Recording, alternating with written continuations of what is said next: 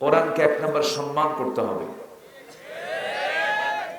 কোরআনকে যারা লালন করে, কোরআনের পেছনে যারা লেগে আছে, কোরআনের ইলম যাদের আছে, আহলুল ইলম যারা, তাদেরকে সম্মান করতে হবে।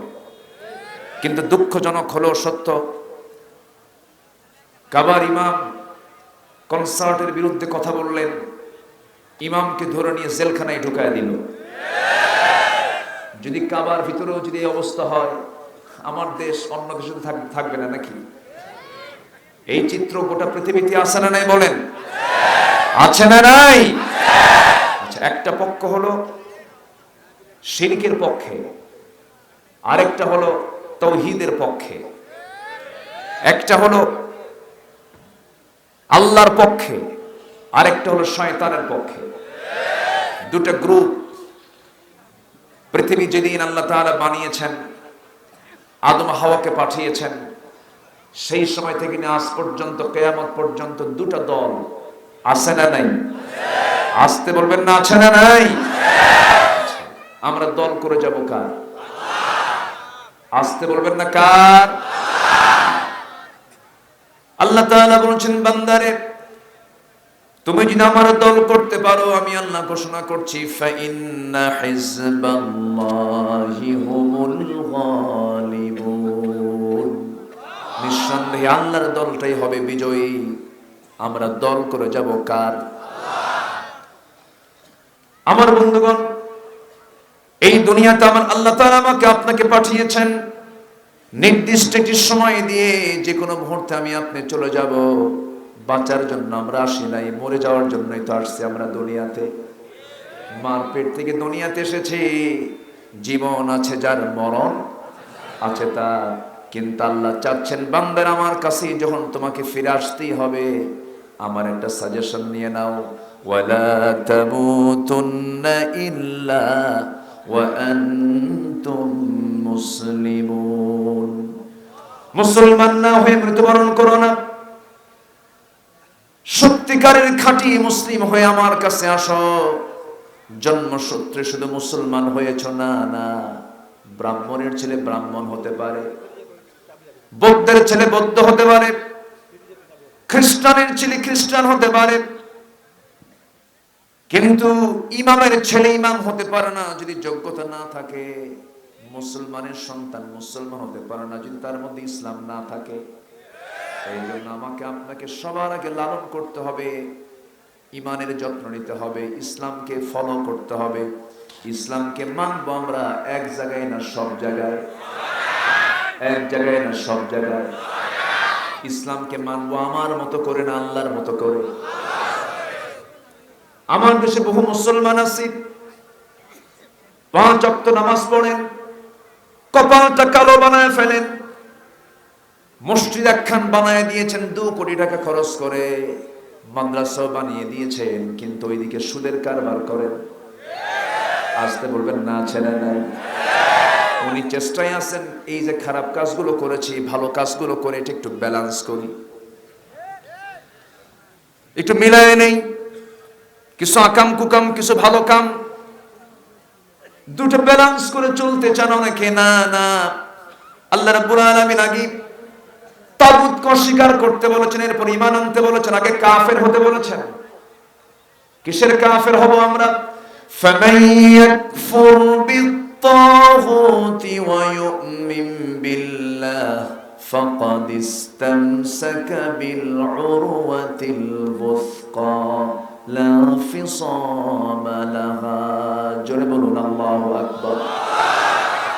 যে বান্দা তাগুতকে অস্বীকার করবে, এরপরে যে বান্দা ঈমান আনবে, তাগুতকে লালন করবেন।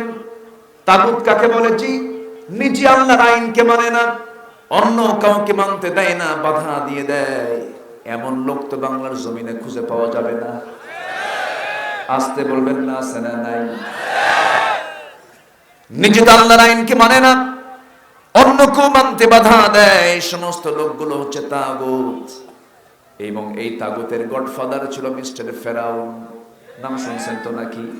ইযহাব ইলা ফিরআউনা ইন্নাহু তাগা। হে মুসা, তুমি ফেরাউনের কাছে যাও, কারণ সে সীমা লঙ্ঘন করেছে। আল্লাহর আইনকে নিয়ে যারাই প্রশ্ন করবে তারাই তাগুত। আমার বন্ধুগণ, এই জন্য আমরা মুসলমান, ইসলামকে আমরা মানবো এক আনা না 16 আনা। ইসলাম মানার কন্ডিশন হলো পরিপূর্ণরূপে মানতে হবে। উদখুলু ফিস সিলমি কাফা, পরিপূর্ণরূপে ইসলামের মধ্যে তোমাকে দাখিল হতে হবে। আংশিক মানবে না তা হবে না।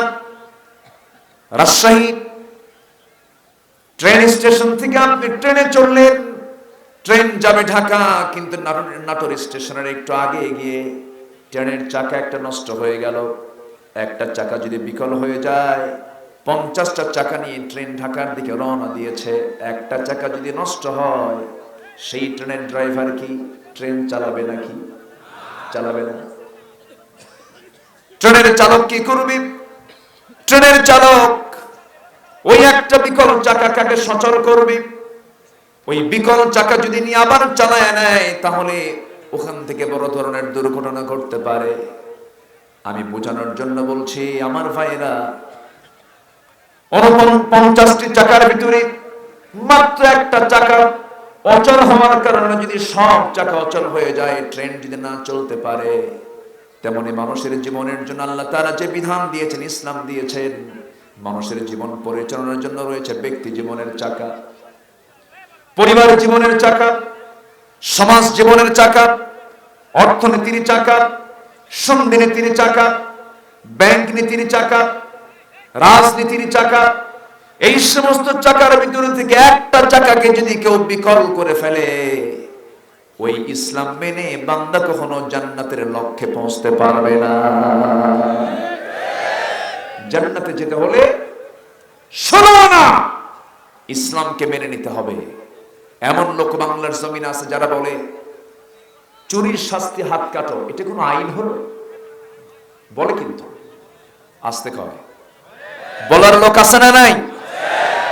জেনা করলে ইসলামে 3টা শাস্তি অত্যন্ত কঠিন করা হয়েছে। 3টা শাস্তি, 3টা অপরাধের শাস্তি। আস-সাইয়্যিবুজ জানি, জেনার শাস্তি। কতলুন নফস, হত্যার শাস্তি। যদি কেউ কাউকে হত্যা করে, সে হত্যার শাস্তি। আরেকটা হলো দিন থেকে যদি কেউ বের হয়ে যায়, মুরতাদ হয়ে যায়, এই 3 শ্রেণীর জন্য ইসলাম তাদেরকে কতলের অর্ডার দিয়েছে, হত্যার নির্দেশ দিয়েছে। এটি হুকুম কি মোল্লার না আল্লাহ? কোন মোল্লা কইছে না আল্লাহ কইছে? এটা আল্লাহ বলেছে। তাহলে এই সমস্ত অপরাধগুলো আমার দেশে তো নাই। আসতে বলে, আসতে বলবেন না, আছে না নাই? এবং এই অপরাধের শাস্তি কোরআনেও আছে না নাই? কিন্তু সেই অপরাধের শাস্তি কি কোরআন দেয়া হয়? কি দেয়া হয়? বলেন, কার কি দেয়া হয়? আল্লাহর আইন দিয়ে না বান্দার আইন দিয়ে? তাহলে আইন কয় প্রকার? একটা বান্দার আর একটা কার? আল্লাহ। একটু কান লাগাবেন। ওয়াজ তো জীবনে বহু শুনছি আমরা। আমাদের দেশের মানুষ ওয়াজ শুনতে শুনতে কোরআনে কারীমের ফেমাস ঘটনাগুলো, ইতিহাসগুলো, সিরাতগুলো মুখস্থের মতোই হয়ে গেছে, মুখস্থই হয়ে গেছে। কিন্তু ফলাফল কি? ফলাফল কি? সুদের পরিমাণ কমছে না বাড়ছে? জেনার পরিমাণ কমছে না বাড়ছে? চুরির পরিমাণ কমছে না বাড়ছে? শুধু ওয়াজ মাহফিল করে এগুলো বন্ধ হবে? ওয়াজ মাহফিল করে বন্ধ হবে না, শুধু নামাজ আদায় করে বন্ধ হবে না। তবে হ্যাঁ, নামাজ যদি সমাজে কায়েম হয়ে যায়, নামাজ যদি সমাজে চালু হয়ে যায়, যাকাত যদি আদায় হয়ে যায়, সৎ কাজে যদি আদেশ দেওয়া হয়, অসৎ কাজের যদি বাধা দেওয়া হয়, তাহলে সমাজ থেকে সকল অন্যায় দূর হয়ে যাবে, কোনো অন্যায় থাকবে না। আল্লাহ রাব্বুল আলামিন বলছেন, আল্লাযীনা ইম্মাক্কান্নাহুম ফিল আরদি আকামুস সালাহ ওয়া আতাউস যাকাতা ওয়া আমারু বিল মা'রুফি ওয়া নাহাউ আনিল মুনকার ওয়ালিল্লাহি আকিবাতুল উমুর। জোরে বলুন আল্লাহু আকবার। দুনিয়ার জিন্দেগিতে আমি যাদেরকে ক্ষমতা দেব, যাদের হাতে পাওয়ার থাকবে, ওই সমস্ত লোকদেরকে আল্লাহ রাব্বুল আলামিন চারটা কাজ সমাজে চালু করতে বলেছেন। নাম্বার 1 হলো তারা কি করবে? ক্ষমতা পেলেই তারা নামাজকে কায়েম করে ফেলবে, যাকাতটাকে আদায় করে ফেলবে, সৎ কাজের আদেশ দেবে, অসৎ কাজের বাধা দেবে। এই চারটা কাজ যদি সমাজে চালু হয়ে যায়, আল্লাহর ওয়াদা সেই সমাজটা হয়ে যাবে জান্নাতের টুকরা। জোরে কোন সুবহানাল্লাহ। নামাজ কি কায়েম আছে? কোনো সমস্যা, অসুবিধা? এই কোনো সমস্যা? কি সমস্যা বলো? আচ্ছা, এত মানুষ বসেছেন, যে যেখানে আছেন কোনো কিছু করার দরকার নেই, শুধু কানটা খাড়া করে রাখবেন বাস। কে সামনে আসলো, কে পিছনে বসলো না, গোটা জমিনটা প্রশস্ত খোলা। আলহামদুলিল্লাহ বলুন। কোনো ভলেন্টিয়ারকে কথা বলতে হবে না।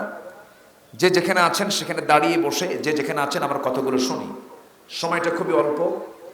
আজান দেবে হয়তো আর 15-20 মিনিট পর, কিন্তু আজান হলেও আজকে আমরা মুক্তাজায়ে হাল অবস্থার পরিপ্রেক্ষিতে আমরা সালাতুল আসরটা একটু বিলম্বে পড়ব। কেমন হয় বলেন? আবার ফতোয়া আসবে না তো? আমার দেশে ফতোয়া দেওয়া হয় সমাধানের জন্য না গন্ডগোলের জন্য? আমার কথাটা বুঝেন।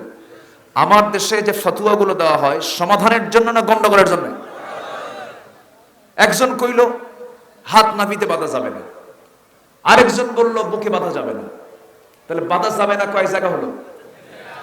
বুকেও যাবে না, নাভিতেও যাবে না। তাহলে দুটোই হারাম হলো। এখন সাধারণ মানুষ কোথায় যাবে? আল্লাহু আকবার কপালে। হয়তো আজকে আমি বলতেছি যে আজকে সালাতুল আসরটা একটু আমরা পরে পড়ব, দেখবেন যে এটার বিরুদ্ধে ফতোয়া একটা রেডি করে রাখবে। এরকম কিছু গ্রুপ আছে না নাই? আছে। ওদের আসল কাজ নাই, ওরা সুদের বিরুদ্ধে কথা বলে না, ওরা ইকামতের দিনের পক্ষে কথা বলে না। রাষ্ট্র চালাবে আবু জেহেলরা, ওরা দোয়া করবে। মদের ফ্যাক্টরি উদ্বোধন হয়, পীর সাহেবকে দাওয়াত দেয়, এসে দোয়া করে আল্লাহ মদের ফ্যাক্টরিতে বরকত দিয়ে দাও, সিনেমার বরকত দিয়ে দাও। এরকম দোয়া আছে না নাই? সমাজে সকল বেদাত দূর হয়ে যাবে, সকল শিরক দূর হয়ে যাবে, জায়গা মতো ঠিক হয়ে গেলে। জায়গায় ইসলামকে পৌঁছা দিতে হবে। কষ্ট হচ্ছে নাকি আপনাদের? একটু কান লাগান, একটু মনোযোগ দিয়ে আমরা কথাগুলো শুনি। আমাদের মূল টার্গেট হচ্ছে আমরা জান্নাত পেতে চাই না জাহান্নাম পেতে চাই? আমাদের বাপের ভিটা কোথায়? গোদাগাড়ি। ভালো করে কম। আমাদের আসল বাপের ভিটা কোথায়? আমরা কি খাবার খেয়ে আসছি বলেন সবাই? সবাই এই বডিতে কি খাবার খেয়ে আসছি আমরা? জান্নাতে আমরা থেকেছি, জান্নাতের খাবার আমাদের দেহের মধ্যে ঢুকেছে। আদম আলাইহিস সালাতু ওয়াস সালাম তিনি জান্নাতের মধ্যেই ছিলেন, আমার আম্মা হাওয়া আলাইহিস সালাতু ওয়াস সালাম জান্নাতের মধ্যেই ছিলেন। দুনিয়াতে পাঠালেন, দুনিয়াতে পাঠিয়ে দিয়ে আল্লাহ রাব্বুল আলামিন বলছেন, বান্দা শোনো, আমি তোমাকে দুনিয়াতে পাঠালাম। قُلْنَا اهْبِطُوا مِنْهَا جَمِيعًا فَإِمَّا يَأْتِيَنَّكُم مِّنِّي هُدًى فَمَن تَبِعَ هُدَايَ فَلَا خَوْفٌ عَلَيْهِمْ وَلَا هُمْ يَحْزَنُونَ। জোরে বলুন আল্লাহু আকবার। এই দুনিয়াতে পাঠিয়ে দিলাম, ও আদম হাওয়া তোমরা দুনিয়াতে চলে যাও, আমার হেদায়েতের কিতাব চলে যাবে। এই হেদায়েতের কিতাবকে যারা ফলো করবে তাদের কোনো চিন্তা নাই, তাদের কোনো ভয় নাই। এই দুনিয়াতে আল্লাহ তাআলা আমাকে পাঠালেন, প্রতিনিধি করে পাঠিয়েছেন। কে বলেন? ইন্নী জাইলুন ফিল আরদি খলিফা। আমি তোমাকে খলিফা করে পাঠালাম। তোমার দায়িত্ব হলো এই দুনিয়াতে কারো গোলামি করা যাবে না। গোলামি করবে কার? ওয়া'বুদুল্লাহ ওয়া লা তুশরিকু বিহি শাইআন ওয়া বিল ওয়ালিদাইনি ইহসানান ওয়া বিযিল কুরবা ওয়াল ইয়াতামা ওয়াল মাসাকিন। জোরে বলুন আল্লাহু আকবার। আল্লাহর ইবাদত করবে। فسوف يلقون غيا। যে বান্দার ভিতরে দুইটা জিনিস থাকবে না, এক নাম্বার হলো যে বান্দা নামাজকে নষ্ট করে ফেলবে, নামাজকে যে ব্যক্তি বাদ দিয়ে ফেলবে, নষ্ট করে ফেলবে, এবং যে ব্যক্তি নফসের দাসত্ব করবে, আল্লাহ তাআলা বলছেন আমি অচিরেই তাকে শুধু জাহান্নাম নয়, জাহান্নামের একটা গর্ত আছে, গাই নামক গর্ত। এই গাই নামক গর্তটা এত ভয়াবহ, তাফসীরে এসেছে গাই নামক গর্তটা এতটা ভয়ঙ্কর, জাহান্নাম পর্যন্ত এই গর্তকে জাহান্নাম ভয় পায়। সেই গাই নামক গর্তের মধ্যে আমি তোমাকে ঢুকায় ফেলবো যদি তুমি নামাজকে ছেড়ে দাও। তাহলে আমার দেশে আজকে 90% মুসলমান, 90% মুসলমানের দেশে মুসলমান নেতাও আছে না নাই? আসতে বলবেন না, আছে না নাই? কিন্তু এমন নেতা আমরা বানিয়েছি যে নেতা নিজেই নামাজ পড়ে না, যে নেতা আপনার আখিরাতের উপকার আসবে না, যে নেতা দিয়ে আপনার পরকালে কোনো উপকার আসবে না, সেই নেতা আমার কি দরকার আছে? দরকার নাই। দলীয় কার্যক্রম চলে, সম্মেলন চলে, মিছিল মিটিং চলে, কিন্তু যে নেতা তার কর্মীকে নামাজের জন্য বলে না, নামাজের জন্য সময় দেয় না, সেই কাজ, সেই দলে সেই নেতার আনুগত্য করাও যাবে না। কারণ যে নেতা নামাজের মতো গুরুত্বপূর্ণ হুকুমকে বাদ দিয়ে ফেলে, যে ব্যক্তি আল্লাহর হক নষ্ট করে, সে আমারও হক নষ্ট করবে। অথচ আল্লাহ রাব্বুল আলামিন বলছেন শোনো, আমি তোমাকে জাহান্নাম থেকে বাঁচাবো, শর্ত হলো নামাজকে নষ্ট করা যাবে না। জাহান্নামীদেরকে প্রশ্ন করা হচ্ছে মা সালাকাকুম ফি সাকার ক্বালু লাম নাকু মিনাল মুসাল্লিন ওয়া লাম নাকু নুতঈমুল মিসকিন ওয়া কুন্না নাখুযু মা'আল খায়িদিন ওয়া কুন্না নুকাযযিবু বিয়াউমিদ্দিন। জোরে বলুন আল্লাহু আকবার। জাহান্নামীদেরকে বলা হবে আজকে তোমরা জাহান্নামের মধ্যে কেন? জাহান্নামীরা বলবে আল্লাহ, জাহান্নামে আজকে প্রবেশ হওয়ার কারণ হলো আমরা দুনিয়াতে 4টা কাজ করে আসি নাই। নাম্বার 1 হলো আজান শুনেছে ঠিক, কিন্তু মসজিদে যাই নাই, নামাজটা পড়ি নাই। তাহলে জাহান্নামে যাবার 1 নাম্বার কারণ কি না করা, কি না পড়া। সবাই কি নামাজ পড়তে রাজি আছেন? সবাই কি নামাজ পড়তে রাজি আছেন? কয় ওয়াক্ত নামাজ? আসতে বলবেন না, কয় ওয়াক্ত নামাজ? আমার দেশে নামাজি বেশি না বেনামাজি বেশি? হ্যাঁ, বেনামাজি বেশি। নামাজ পড়তে চায় না। আরেকটা প্রশ্ন করব সাথে, আমার দেশে মানুষ বেশি না চোর বেশি? হ্যাঁ, চোর বেশি। তাই তো।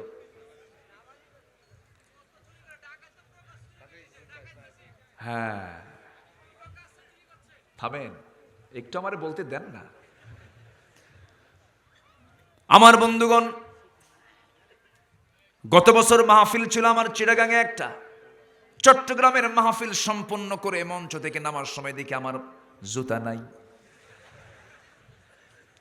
মসজিদে যাই, আমি আগে না জুতা আগে? বলেন বলেন বলেন। জুতাটা হাতে নিতে হয়, জুতাটার সামনে না রাখলে নামাজে হয় না। জুতার টেনশনে, জুতা আছে তো আছে তো, সামনে জুতা রাখার পর একবার সেজদার দিকে নজর, একবার জুতার দিকে নজর। বাজারে যাবেন আপনি, সাইকেল রেখে আপনি শুধু এই দিক তাকাইছেন, সাইকেলটা নাই। পাবলিক বাসে উঠেছেন, পকেটে হাত দিয়ে রাখতে হয়, না জেনে কোন সময় পকেটের টাকা চলে যায়। তাহলে মসজিদে গেলে জুতা, মাহফিলের মঞ্চে জুতা, বাসে উঠলে পরে পকেটটা অত্যন্ত সতর্ক নিয়ে থাকতে হয়, রাখতে হয়। প্রত্যেকটা জায়গায় মানুষকে শান্তির মধ্যে না অশান্তির মধ্যে, অশান্তির মধ্যে। এই যে আমরা অশান্তির মধ্যে বসবাস করছি, মূল কারণ হলো আমরা 1 নাম্বার হক নষ্ট করছি। কার হক? যে ব্যক্তি নামাজ পড়বে সে ভালো হবে, ঠিক কিনা বলেন? মাত্র 5% লোক আমার দেশে নামাজ পড়ে, মাত্র 5% মানুষ নামাজ পড়ে। অথচ নামাজ না পড়ার কি ভয়াবহতা! কিয়ামতের দিন আল্লাহ রাব্বুল আলামিন বান্দাকে প্রথম প্রশ্ন করবেন নামাজ নিয়ে, তোমার নামাজ কোথায়? নামাজের খবরটা কি? রাসূল সবসময়ের জন্য সাহাবে কেরামের সঙ্গে দেখা হলে আগে নামাজের খবরটা রাখতেন। যুদ্ধের ময়দান, যুদ্ধ শুরু হয়ে গেছে, তাও কাদের বিরুদ্ধে? রোমানদের বিরুদ্ধে, রোমান সৈন্যদের বিরুদ্ধে। আমার নবীজি সেই যুদ্ধে অংশগ্রহণ করতে পারেন নাই। 1,00,000 সৈন্যের বিরুদ্ধে মোকাবেলা করার জন্য আমার নবীজি বললেন, মদিনার মসজিদ থেকে কোন কোন সাহাবীরা আছো রোমানদের বিরুদ্ধে মোকাবেলায় দাঁড়িয়ে যাবে? সামনে সাহাবীরা দাঁড়ায় গেলেন। আমার নবীজি আস্তে করে সাহাবাদের মধ্যে থেকে একজনকে ডাক দিয়ে বলছেন, যায়েদ এই দিকে আসো, জাফর এই দিকে আসো, আব্দুল্লাহ এই দিকে আসো। এই তিনজনকে ডাক দিলেন। সবার সামনে ডাক দিয়ে সাহাবে কেরামকে লক্ষ্য করে বলছেন, সাহাবীরা, এই যে আমার পালক পুত্র যায়েদ বিন হারিস, আমি তোমাদেরকে সাক্ষী রেখে বলছি, মুতার যুদ্ধে পাঠাবো। 1 নম্বর সেনাপতির দায়িত্ব আমি যায়েদকে দিয়ে দিলাম, জাফরকে আমি বানিয়ে দিলাম 2 নম্বর সেনাপতি, আমার আব্দুল্লাহকে বানিয়ে দিলাম 3 নম্বর সেনাপতি। প্রথম সেনাপতি শহীদ হলে দ্বিতীয় সেনাপতি জাফরের দায়িত্বে চলে যাবে, তার দায়িত্ব যুদ্ধ করার দায়িত্ব সে গ্রহণ করবে, জিহাদের নেতৃত্ব দেবে। 2 নম্বর সেনাপতি শহীদ হলে পরে আব্দুল্লাহ বিন রাওহা। এই 3 জন যদি শহীদ হয়ে যায়, তোমাদের মধ্য থেকে তোমরা যে কোনো একজনকে তোমরা সেনাপতি বানায় নিবা। জোরে বলি সুবহানাল্লাহ। আমার নবীজি 3 জনকে সেনাপতি বানানো মানে হলো সাহাবীদের আর নিশ্চিত হতে তাদের কষ্ট হলো না। এই 3 জনের কেউ আর বাঁচবে না, 3 জনই শহীদ হয়ে যাবে। মুনাফিকরা পেছন থেকে এসে বলছে, যায়েদ যুদ্ধে যেও না, তুমি কিন্তু শহীদ হয়ে যাবে, মরে যাবে তুমি। জাফরকে বলা হলো, জাফর তুমি যেও না। এই 3 জন সেনাপতি সিংহের মতো গর্জন দিয়ে বলছে, মুনাফিকের দলেরা শোনো, আমরা যুদ্ধে কেন যাব না? কারণ নাকের মধ্যে আমরা জান্নাতের সুঘ্রাণ পেতেছি। আমার নবীজি 3000 সৈন্য নিয়া এই 3 জন সেনাপতিকে পাঠিয়ে দিলেন। এই 3 জন আবার পরিবারের কাছ থেকে বিদায় নেওয়ার জন্য রাসূল তাদেরকে অর্ডার দিলেন, যাও পরিবারের কাছ থেকে অর্ডার নিয়ে আসো, বিদায় নিয়ে আসো। যায়েদ বিন হারিস বলছেন, ইয়া রাসূলুল্লাহ, আমি আর যাব কই? আমার যাওয়ার তো জায়গা নাই, আমি আর যাব না, আপনি আমাকে বিদায় দিয়ে দেন। জাফর বিন আবু তালিব আবিসিনিয়া থেকে কয়েকদিন আগেই চলে আসছো, যাও তোমার পরিবারের কাছ থেকে বিদায় নিয়ে আসো। তিনি বলছেন, ইয়া রাসূলুল্লাহ, আপনি যেহেতু বলেছেন সেই জন্য যাচ্ছি, তাছাড়া আমার যাওয়ার কোনো প্রয়োজন ছিল না। বাড়ির দরজায় গিয়ে নক করলেন, দরজা খুলে গেল। সামনে গিয়ে স্ত্রীর সামনে স্বাভাবিক ভঙ্গিতে বসে গেলেন, সন্তান দুটোকে আদর করলেন। স্ত্রীকে আস্তে করে হাতটা টেনে নিয়ে বলছেন, স্ত্রী আমার জন্য দোয়া করো, মুতার যুদ্ধের ডাক এসেছে, আমি হলাম 2 নম্বর সেনাপতি, আমি যেন শহীদ হয়ে আল্লাহর জান্নাতে যেন যেতে পারি। জোরে বলি সুবহানাল্লাহ।